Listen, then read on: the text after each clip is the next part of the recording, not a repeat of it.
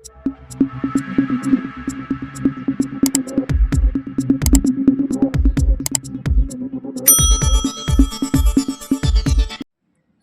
नमस्कार, Amethi news room में आपका हार्दिक स्वागत है। अमेठी न्यूज़ रूम आज कर रही है अमेठी लोकसभा की चुनाव समीक्षा बैठक, जिसमें शामिल हैं सैयद जैन, धर्मेंद्र वर्मा, बुजुर्ग दयाशंकर पांडे, सैयद अली बाकिर, नीरज सिंह, तौसीफ नकवी और सुशील शर्मा। तो हम आपको पहले बता दें कि 37 अमेठी लोकसभा में कुल मतदाताओं की संख्या है 17,96,098।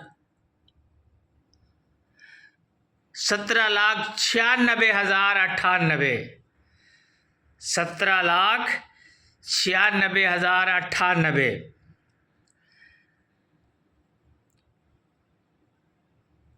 जिसमें अमेठी लोकसभा के 1923 बूथों और 1125 मतदान केंद्रों पर मतदान हुआ था। इस लोकसभा में 13 प्रत्याशी शामिल थे और अमेठी लोकसभा में कुल 54.17% मतदान हुआ। हम अगर विधानसभा वाइज बात करें तो अमेठी विधानसभा में 51.43%, तुलई विधानसभा में 56.47%, जगदीशपुर विधानसभा में 53.2% और सलोन विधानसभा में 54.66% मतदान हुआ। तो अब हम आपका समय बर्बाद न करते हुए सीधे चलते हैं हमारी परिचर्चा में जो भाग ले रहे हैं उनकी सुनिए कि ये क्या कह रहे हैं। अपने चुनावी समीक्षा और चुनाव के अनुभव के आधार पर ये अपनी अपनी समीक्षा कर रहे हैं। इस बार जो 20 मई को 5वें चरण के मतदान में संपन्न हुआ है चुनाव लोकसभा का, इसमें जो है कामयाबी किसको मिलने जा रही है और क्यों? सर्वप्रथम आपको धन्यवाद कि चुनाव के बाद आपने लोगों को समझने की कोशिश की। जैसे मैंने रुझान समझना बहुत जरूरी होता है, तभी तो लोग अनुमान लगाएंगे कि कौन जीत रहा है, कौन हार रहा है। जैसे इस बीते लोकसभा चुनाव के दौरान करीब मैं 150 से 200 प्रो में गया, डोर टू डोर, घर घर गया।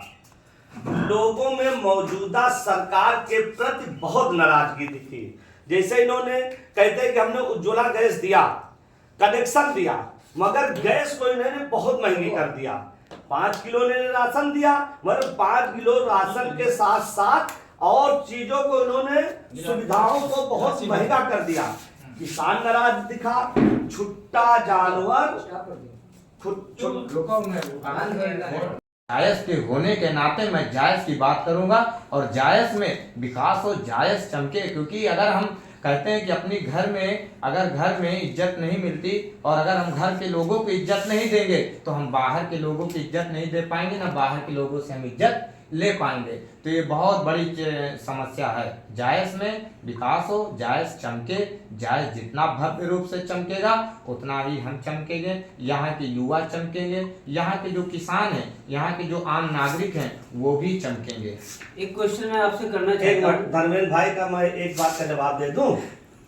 बहुत अच्छा लगा मुझे लगता है कि धर्मेंद्र भाई हमारे बड़े भाई हैं और बीजेपी के ये एक ईमानदार कार्यकर्ता हैं, इसमें कोई शक नहीं है। मगर बीजेपी आज की नहीं, एक समाज सेवी। नहीं, आप बीजेपी कार्यकर्ता हैं, समाज सेवी हैं, मैं उसकी मैं कद्र करता हूं क्योंकि आप उसके हैं। मगर मुझे ये बड़ी खुशी हुई कि धर्मेंद्र भाई ने अभी ये मान लिया कि इनकी सरकार ने जायज में कुछ नहीं किया, क्योंकि इनका जो भी दर्द जायज के प्रति निकला, मैं उसके दिल से इनको सराहना करता हूं कि धर्मेंद्र भाई ने भी मान लिया कि इनकी सांसद महोदया चुनाव हार रही है और जो दर्द इन्होंने अभी बयां किया है वो दर्द एक आम नागरिक के नाते आपने दर्द बयां किया है और आप विपक्ष का भी मुझे लगता है एक हिस्सा बन रहे हैं और इस विपक्ष का हिस्सा बनने के लिए मैं आपको बहुत बहुत धन्यवाद देता हूं। नीरज जी क्या कहना चाहेंगे आप इनके जवाब में? नहीं, पहले मुझे दे दीजिए।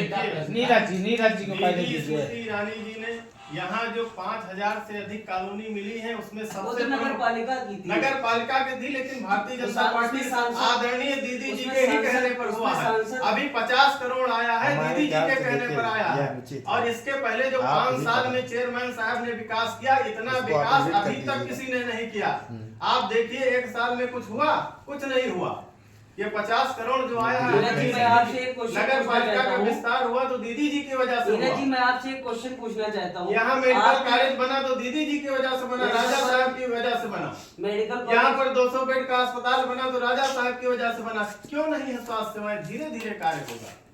एक बार की अब जैसे कि सुनील जी ने हमसे एक प्रश्न किया था, पहले हमसे उत्तर ले लीजिए भाई साहब। धर्मेंद्र जी की हाँ। ये पूरी बात हो जाने दीजिए। नीरज जी है, ये अपनी बात रख तो हम यही कह रहे हैं कि हमने जो है 10 साल में, हमारी दीदी जी ने 5 साल में जो कार्य किया है, पिछले 50 वर्षों में कांग्रेस में नहीं किया। अभी 50 करोड़ क्या कार्य किया है उसे भी जरा बताते चले। मेडिकल कॉलेज उन्होंने बनाया, कहाँ बनाया? नगर पालिका का विस्तार उन्होंने किया, विस्तार ये विकास नगर पालिका में 50 करोड़ अभी तुरंत आया, उनकी वजह से आया। 5 साल में जो आया उनकी वजह से आया। किसान 5 साल में क्या है? खाद की रैक उन्होंने बनवाई, किसान सम्मान निधि उन्होंने दिलवाई, अमेठी में फ्लाईओवर उन्होंने बनाया, जगदीशपुर में महिला डिग्री कॉलेज उन्होंने बनाया। इस तरह के अन्य आप देखिए 24 घंटे बिजली आ रही है। सड़कों की स्थिति आप देख लीजिए कितनी अच्छी, क्या नहीं किया दीदी? सड़कें अभी मेन नेशनल हाईवे खोदी पड़ी नहीं थी, बताइए तो कहाँ उसको खोदी जो है पड़ी? मरम्मत होना था, इलेक्शन उसके से लिए बताइए। महीना 1.5 महीना जब- लग गया, जो 3 दिन में हो जाना चाहिए था। मरम्मत जब खुदेगी तभी तो मरम्मत होगी। खुद चुकी थी, खुदी पड़ी थी वहां नहीं, पे, मरम्मत हुआ कि नहीं? ये बाद में हुआ 1.5 महीने समय बाद। होता है। उखड़ भी रही है। जब रमजान उखड़ के भी बाद रही है। बच्चे के साथ तीन साथ ईद हो गई। गए। कोई भाजपा के साथ उखड़ रही जादू है की छड़ी भाजपा। नहीं है, भाजपा के तुरंत हो जाएगा, कार्यकर्ताओं से- धीरे धीरे होगा। भाजपा के कार्यकर्ताओं से मैं एक क्वेश्चन करना चाहूंगा जी। कि जायज हाँ, तो आप क्या कह रहे थे? बीच में डिस्टर्ब हो गया था, थोड़ी हमारी जैसे- तबीयत खराब हो गई। जैसे मैं एक कांग्रेस पदाधिकारी होने के नाते मैं 150 से 200 के प्रो में लगभग डोर टू डोर गया, किसानों से मिला, व्यापारियों से मिला, युवाओं से मिला, घर की महिलाओं से मिला, बुजुर्गों से मिला। लोगों में निराशा बहुत दिखी इस सरकार के प्रति, जबकि इन्होंने पहले कई सारे मुद्दे उठाए, 400 पार और भगवान श्री राम जी के मंदिर को लेकर सब कुछ। मैं कट्टर राम भक्त हूं, बता दूं, मगर जब जनता के बीच में गया तो लोगों को ये दिखा बुनियादी चीजें जरूरी है। जैसे युवाओं में, भैया हमें नौकरी नहीं मिल रही, हमें रोजगार नहीं मिल रहा। महिलाओं ने कहा कि घर चलाना बहुत मुश्किल है। किसानों ने कहा कि भैया पूरी रात रात जगभर जगते हैं, तब भी छुट्टा जानवर फसलों को नाश कर जाते हैं। व्यापारियों ने कहा कि भैया अब तो खरीदार ही, ग्राहक ही नहीं आते दुकान पे। तो इन बीते 10 सालों में ऐसा क्या हुआ? भाई विपक्ष के लोग नोटबंदी पे चर्चा नहीं करने चाहते। इन्होंने कहा कि नोटबंदी हमारा बहुत बड़ा देश को बदलने वाला इतिहास होगा, देश को ये बदलेगा। आप नोटबंदी पे चर्चा नहीं किए। उज्ज्वला गैस, इन्होंने कहा कि उज्ज्वला गैस कनेक्शन हमने घर में महिलाओं को तो फ्री ये सब में दिया। मुद्दे तो चुनाव में बहुत उछल चुके हैं। हम सीधे आते हैं अमेठी लोकसभा चुनाव की हार जीत पर। क्या लग रहा है आपको, कितने मार्जिन से राहुल या स्मृति ईरानी जीतने जा रही है? जिस तरह से कांग्रेस कार्यकर्ताओं ने मेहनत की है, जिस तरह से जनता में मौजूदा सरकार के प्रति नाराजगी है। और मैं तो सीधे सीधे कहूंगा कि हमारी सांसद आदरणीय दीदी श्रीमती स्मृति ईरानी जी को कहीं भाजपा के ही कार्यकर्ता न ले डूबे। बहुत बहुत धन्यवाद आपका। और कोई है? तो आप देख रहे थे ये लगातार हमारी जो है चुनाव पे परिचर्चा हुई और अंत में फिर हम एक मर्तबे जो तरह तरह के सवाल किए हैं बीजेपी के विकास पर, वो जानने के लिए हम धर्मेंद्र वर्मा के पास चलते हैं।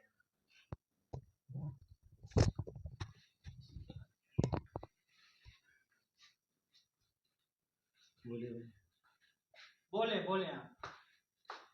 हाँ, पुनः एक बार अवसर भैया कामरान जी आपने दिया, इसके लिए बहुत बहुत आभार। और जिस प्रकार से देखा जाए इतनी भीषण गर्मी में हर व्यक्ति इस समय अस्त व्यस्त है और इसी के अनुरूप आपका स्वास्थ्य जो है बिल्कुल पूरी तरीके से ठीक नहीं है, बार बार दस्त पड़ रहा है। लेकिन आपने जो एक लक्ष्य ठाना था कि नहीं, कुल समाज सेवियों को और पार्टी के पदाधिकारियों को बुला करके इस गर्मी में जो जीत और हार का आंकड़ा सब लोग अपना प्रस्तुत कर रहे हैं, उनको बुला करके उनसे रुझान लिया जाए, उनके विचारों को समझा जाए, तो ये बहुत बड़ी कठिन बात है। तो मैं ये कहना चाह रहा था कि देखिए, सबसे पहले अगर अपनी जन्मभूमि की बात अगर करें तो कोई उसमें गुरेज नहीं है, और अपनी जन्मभूमि के बाद अपनी जन्मभूमि से ही हर इंसान की पहचान होती है। जैसे कि आपको मैं एक प्रसंग बताता हूँ कि मर्यादा पुरुषोत्तम भगवान श्री रामचंद्र जी जब लंका पर आक्रमण किए, लंका पर विजय प्राप्त किए, रावण को परास्त किए, तो पूरी लंका और पूरा सब कुछ साम्राज्य उनका हो गया था। तो उस समय भगवान प्रभु लक्ष्मण जी ने उनसे कहा कि प्रभु ऐसा करते हैं, यहीं हम रुक जाते हैं, क्योंकि लंका सोने की और बहुत अच्छा है, सुंदर है, यहीं रह जाते हैं। तो उन्होंने बड़ी सुंदर बात कही कि ना में रोचते लक्ष्मण और ना में रोचते लंका, जननी जन्मभूमस्य स्वर्गादपगरी हसी। तो जो मेरी जन्मभूमि है वो स्वर्ग से भी सुंदर है। तो जैसे मैं एक जायस का निवासी हूँ और जायस में मैं जन्मे हूँ, तो अगर जायस की बात ना करें तो फिर बेकार है। सारे मुद्दे, सारे पार्टी सब अपनी जगह है। मेरे भाई, मैं आप यही बताना चाहता हूँ कि अगर मेरे जायस में कुछ चीज़ें, जो मूल चीज़ों की समस्या है, जो हो नहीं रही, तो मैं उन सभी बड़े बड़े अपने नेताओं से जिनसे मैं जुड़ा हूँ, वो मेरी इस बात को समझें। और इस जायस में जैसे कि बहुत ज़्यादा आम जनमानस में स्वास्थ्य को लेकर के चर्चाएं होती हैं, शिक्षा को लेकर चर्चाएं होती हैं, जैसे वाहन के ठहराव की समस्याएं होती हैं, और भी बहुत से ऐसे चीज़ों को हैं। अपने मुनासिब जितना हो सकता है संवेदना पूर्ण उसको एक बार अपने संज्ञान में ले करके और जायस के जो भी समस्याएं हैं उन पर प्रकाश डालते हुए ना सही एक बारगिन आप कार्य कीजिए, लेकिन धीरे धीरे उस पर कार्य करना प्रारंभ कीजिए। क्योंकि हम जायस के हैं तो सबसे पहले हम जायस के होने के नाते मैं जायस की बात करूंगा और जायस में विकास हो, जायस चमके। क्योंकि अगर हम कहते हैं कि अपनी घर में अगर घर में इज्जत नहीं मिलती और अगर हम घर के लोगों को इज्जत नहीं देंगे तो हम बाहर के लोगों की इज्जत नहीं दे पाएंगे, ना बाहर के लोगों से हम इज्जत ले पाएंगे। तो ये बहुत बड़ी समस्या है। जायस में विकास हो, जायस चमके, जायस जितना भव्य रूप से चमकेगा उतना ही हम चमकेंगे, यहाँ के युवा चमकेंगे, यहाँ के जो किसान हैं, यहाँ के जो आम नागरिक हैं वो भी चमकेंगे। एक क्वेश्चन मैं आपसे करना चाहता हूँ धर्मेंद्र भाई का, मैं एक बात का जवाब दे दूं। बहुत अच्छा लगा, मुझे लगता है कि धर्मेंद्र भाई हमारे बड़े भाई हैं और बीजेपी के ये एक ईमानदार कार्यकर्ता हैं, इसमें कोई शक नहीं है। मगर आज नहीं, एक समाज सेवी नहीं, आप बीजेपी कार्यकर्ता हैं, समाज सेवी हैं, मैं उसकी मैं कद्र करता हूं क्योंकि आप उसके हैं। मगर मुझे ये बड़ी खुशी हुई कि धर्मेंद्र भाई ने अभी ये मान लिया कि इनकी सरकार ने जायज में कुछ नहीं किया, क्योंकि इनका जो भी दर्द जायज के प्रति निकला, मैं उसके दिल से इनको सराहना करता हूं कि धर्मेंद्र भाई ने भी मान लिया कि इनकी सांसद महोदया चुनाव हार रही हैं और जो दर्द इन्होंने अभी बयां किया है